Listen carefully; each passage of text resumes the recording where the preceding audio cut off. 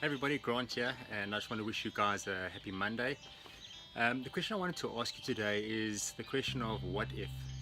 And I had a conversation with a friend of mine at gym last week. It was actually on Friday. It's a friend I haven't seen for a very long time, and he's been doing some random work over the last few years. But when we spoke on Friday, he was just saying how happy and excited he is with life, and he actually used the word that he's blessed.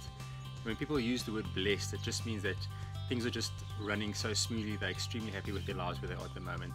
And he was just saying how blessed he was with the job he has, and that he's now so excited to wake up in the morning. He's only been doing it for about a year, but he says he's so happy and so passionate, and he actually said he loves what he does. He loves getting up in the morning. And then he said, that's where today's question comes in of what if, because then he said to me, what if, or imagine if I started this job 10 years ago. Imagine, or what if he had started this job 10 years ago, where his life would have been today.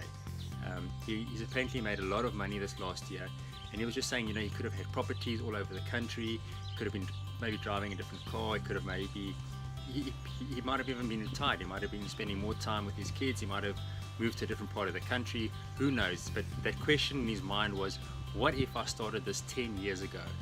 And we got talking about this thing of, people have got this perception that they've got all the time in the world, and the sad truth is we don't know how much time we've got. We might only be here for another day, we might be here for another week, we might be here for 90 years.